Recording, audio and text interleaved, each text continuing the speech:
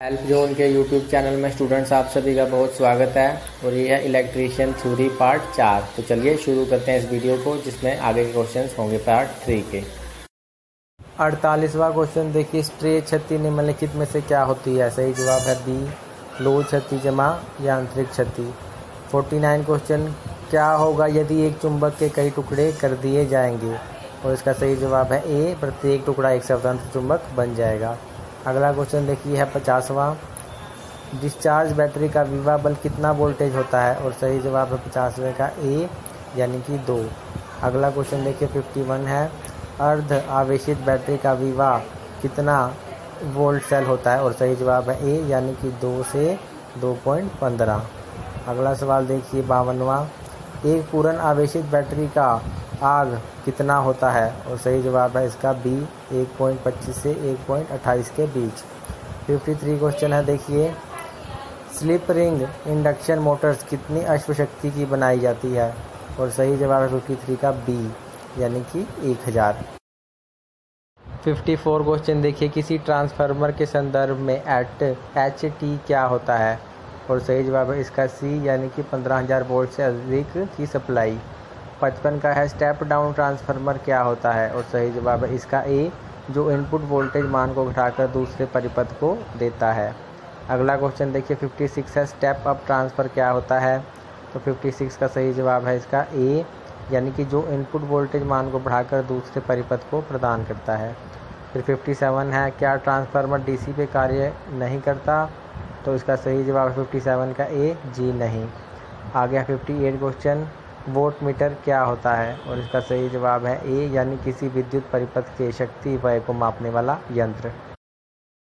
59 question देखिए, phase voltage क्या होता है? और सही जवाब है इसका बी, यानी एक फेज तथा न्यूट्रल के मध्य विद्यमान वोल्टेज।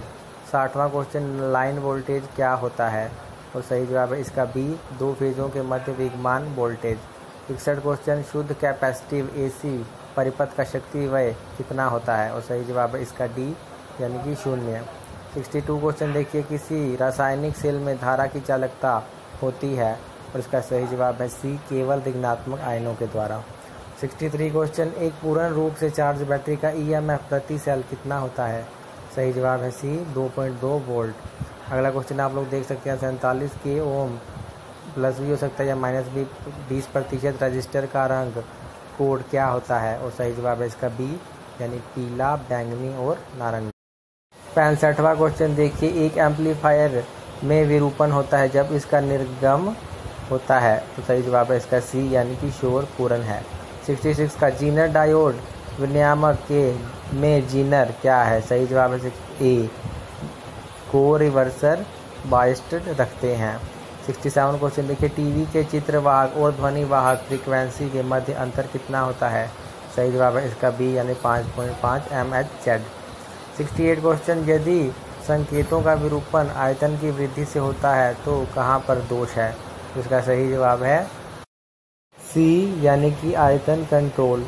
69 क्वेश्चन देखिए, एक के या जेड संकेत का प्रयोग किस स्तर का परीक्षण करने हेतु किया जाता है? और सही जवाब है इसका डी, श्रवण स्तर। 69 क्वेश्चन 70वां क्वेश्चन है, ट्रांसफार्मर को डीसी वोल्टेज से जोड़ने पे क्या होगा? सही जवाब है सी, प्रधान जल जाएगा और गोड़ में कोई ईएमएफ उत्पन्न नहीं होगा। 71 क्वेश्चन, आधुनिक लघु आकार के अग्निशामक यंत्रों में कौन सा द्रव्य भरा होता है? तो इसका जवाब देखिए आगे है वो। तो 71वें का सही जवाब था सी, यानी कि ए और बी दोनों।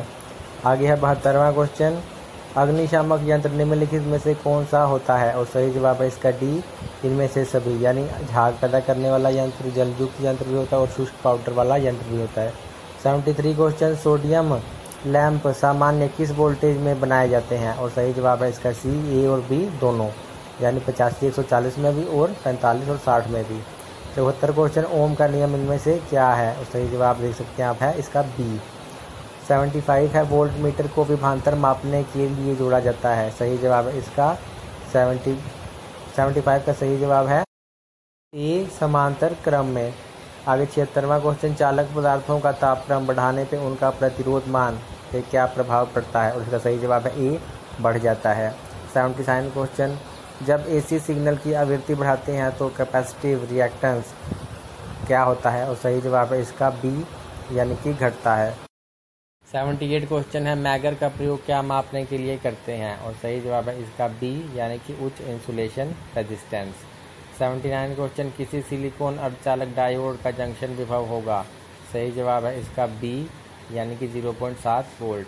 80 क्वेश्चन, ट्रांसफार्मर में एडी करंट हानि होती है?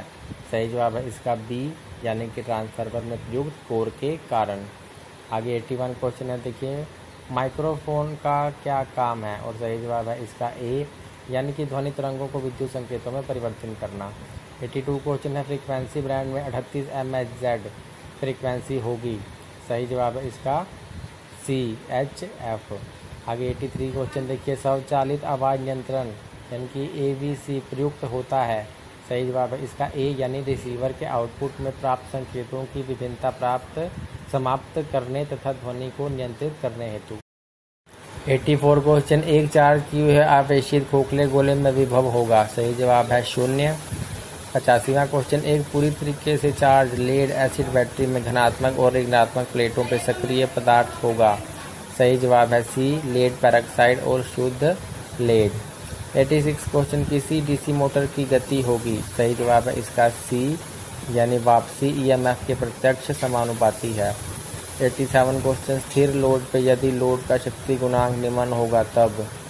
सही जवाब है ए अधिक धारा लेगा। 88 क्वेश्चन है, एक ट्रांसफर के किस भाग में सबसे अधिक ऊष्मा उत्पन्न होती है? और इसका जवाब है आगे। तो 88 का सही जवाब था सी यानी कि वाइंडिंग।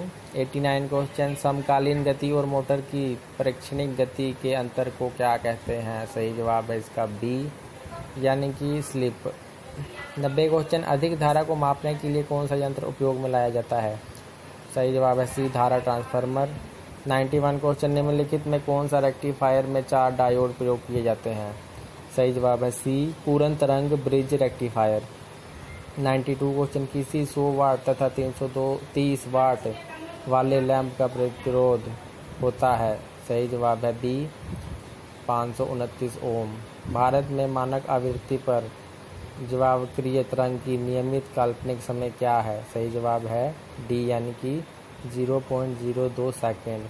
94 क्वेश्चन, निम्नलिखित में कौन सी मोटर छत वाले पंखे के लिए सबसे अच्छी रहेगी? सही जवाब है इसका 94 का ए संधारित चल मोटर। 95 क्वेश्चन है, देखिए यूनिवर्सल मोटर क्या होता है? और सही जवाब है इसका सी यानी कि ए सी और बी सी मोटर। 96 क्वेश्चन देखिए, प्रेरण मोटर के स्टेटर की घूमने वाली चुंबकीय क्षेत्र क्रोड के अपेक्षित घूमेगी? और सही जवाब है 96 का है ए यानी कि NS गति पर।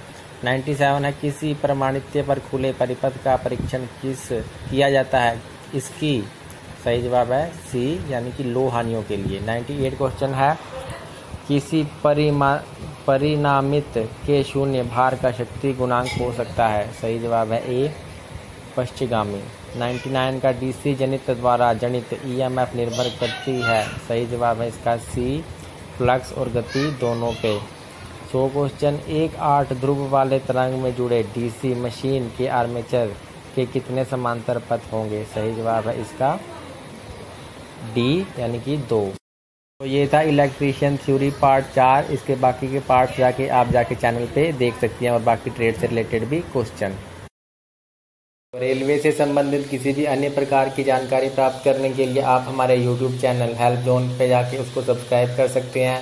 साथ ही साथ आप चैनल पे जाके बाकी की वीडियोस भी देख सकते हैं और हमारी वीडियो को और भी शेयर कर सकते हैं ताकि जो जानकारी है वो स्टूडेंट्स तक पहुंच सके।